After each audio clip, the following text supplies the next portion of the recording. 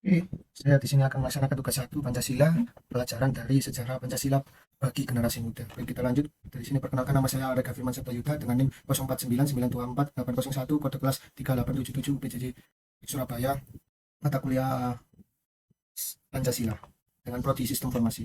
Oke, lanjut. Pancasila. Apa itu Pancasila? Pancasila adalah dasar filsafat negara dan ideologi negara Republik Indonesia. Kata Pancasila berasal dari bahasa Sanskerta dengan panca berarti lima dan sila berarti prinsip atau asas. Pancasila berarti lima prinsip dasar yang menjadi pijakan dalam penyelenggaraan negara dan hidup bermasyarakat dan berbangsa Indonesia. Oke, kita lanjut. Dari sini kita proses lahirnya Pancasila. Yang pertama sidang pertama BPU PKI, yang kedua Piagam Jakarta, yang ketiga sidang kedua BPU PKI, dan keempat pembentukan PPKI. Oke, kita lanjut. Yang pertama sidang BPU PKI. Proses lahirnya Pancasila sebagai dasar negara Indonesia dimulai dengan pembentukan Badan BPU PKI atau Badan Penyelidik Usaha-Usaha Persiapan Kemerdekaan Indonesia pada 29 April 1945 oleh Jepang yang saat itu menjanjikan kemerdekaan kepada Indonesia. Sidang pertama BPU PKI berlangsung pada 29 hingga 1 Juni 1945. Pada sidang ini beberapa tokoh bangsa seperti Muhammad Yamin, Supomo, dan Soekarno menyampaikan usulan perumasan dasar negara, yaitu yang pertama Muhammad Yamin mengusulkan dasar-dasar negara terdiri dari tiga hal, yaitu pemusyawaratan mufakat, perwakilan atau adat, dan kebijakan rasionalisme.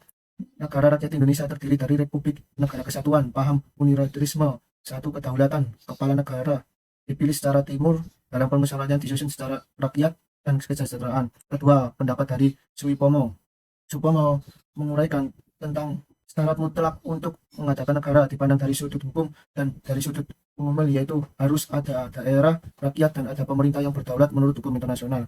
Menurut Soekarno kemudian menyampaikan negara Indonesia pada akhir pidato diberikan nama Pancasila, yaitu dasar pertama ialah dasar kebangsaan. Dalam pemikiran Soekarno, dasar kebangsaan ini dimaknai dan diuraikan bukanlah sekedar satu golongan orang yang hidup, tetapi seluruh bangsa Indonesia yang telah menjadi satu, sekali lagi satu. Dasar kedua, internalisme. Menurut Soekarno, internalisme yang dimaksud ialah internalisme yang berakar dari buminya nasionalisme. Prinsip ini untuk berupaya berdandanan bergandengan erat satu sama lain. Yang ketiga, dasar ketiga, mufakat, dasar perwakilan, dasar permusyawaratan. Menurut Soekarno, negara Indonesia bukan negara satu negara untuk satu orang, bukan negara satu negara untuk satu golongan, tetapi mendirikan negara semua buat semua, satu buat semua, semua buat satu. Dasar keempat, kesejahteraan. Pengertian ini dimaksud tidak boleh ada kemiskinan di dalam Indonesia merdeka. Dasar kelima, dalam menyusun Indonesia dengan bertakwa kepada Tuhan Yang Maha Esa. Oleh Soekarno, prinsip ini kelima disebut ketuhanan. Menurut Soekarno, maksud dari prinsip ini ialah bukan saja bangsa Indonesia bertuhan, tetapi masing-masing orang Indonesia hendaknya bertuhan. Oke, kita lanjut kedua, Piagam Jakarta. Untuk menyempurnakan rumusan Pancasila, dibentuklah Panitia 9 pada 22 Juni 1995 yang menghasilkan Piagam Jakarta. Piagam Jakarta ini merupakan naskah awal yang memuat rumusan Pancasila sebagai dasar negara, tetapi mengandung beberapa perbedaan pendapat khususnya mengenai sila pertama. Di sini contoh Piagam Jakarta. Kita lanjut. Yang ketiga adalah sidang kedua BPPKI. Sidang BPPKI ini juga menghasilkan penutupan beberapa rumusan, yaitu pertama, rancangan Undang-Undang Dasar Hukum Indonesia Merdeka, kedua pembukaan UUD, dan pernyataan kemerdekaan. Oke, kita lanjut. Pembentukan PPKI. Setelah Jepang menyerah kepada sekutu dan Indonesia memproklamasikan kemerdekaan pada 17 Agustus 1945, PPKI atau Panitia Persiapan Kemerdekaan Indonesia mengadakan sidang pada 18 Agustus 1945. Dalam sidang ini, rumusan Pancasila dari Piagam Jakarta mengenai perubahan, terutama sila pertama, diubah menjadi ketuhanan yang Maha Esa agar lebih inklusif bagi seluruh rakyat Indonesia. Sidang PPKI tersebut mengesahkan Pancasila sebagai dasar negara serta menetapkan Soekarno sebagai presiden dan Muhammad Hatta sebagai wakil Republik Indonesia. Ini adalah Pancasila finalnya PPKI. Yang pertama, ketuhanan yang Maha Esa; dua, kemanusiaan yang adil beradab; tiga, persatuan Indonesia; empat, kerakyatan yang dipimpin oleh hikmat kebijaksanaan dalam permusyawaratan perwakilan; lima, keadilan sosial bagi seluruh rakyat Indonesia. Oke, nilai-nilai Pancasila yang tercermin dari peristiwa tersebut adalah proses lainnya Pancasila menurut nilai-nilai keberagaman, persatuan, keadilan, dan ketuhanan, yang sekaligus mencerminkan cita-cita luhur bangsa Indonesia dalam menegakkan negara yang merdeka, bersatu, berdaulat, adil, dan makmur melalui jalan musyawarat yang menghormati perbedaan dan keberagaman. Oke.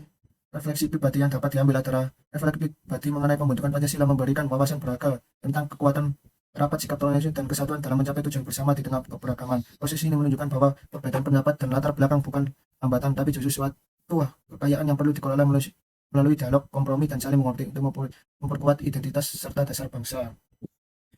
Nilai-nilai Pancasila, penghormatan terhadap keberagaman agama, kemanusiaan yang adil, beradab, persatuan, demokrasi yang dilaksanakan melalui musyawarah mufakat serta keadilan sosial masih sangat relevan untuk generasi muda saat ini.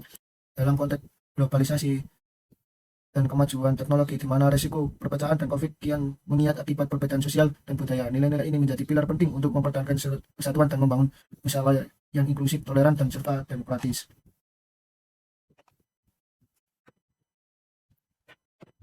Generasi muda dapat mengambil pelajaran untuk menghargai keberagaman agama, suku, dan budaya sebagai kekuatan bangsa.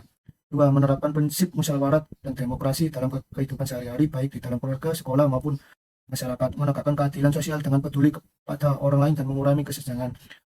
Berkontribusi sebagai agen perdamaian dan persatuan menghadapi tantangan global dan lokal. Kesimpulannya adalah dengan mengintegrasikan nilai-nilai Pancasila, generasi muda dapat melanjutkan perjuangan bangsa untuk menciptakan Indonesia yang kuat dan dalam persatuan dan keadilan, serta mampu menghadapi perubahan zaman dengan integrasi dan semangat kebangsaan yang kuat. Pelajaran dari proses pembentukan Pancasila ini mengingat kita bahwa kemerdekaan dan persatuan merupakan hasil dari upaya kebersamaan yang perlu dijaga dan dikembangkan terus-menerus. Sekian dari saya, kurang lebihnya mohon maaf. Wassalamualaikum warahmatullahi wabarakatuh.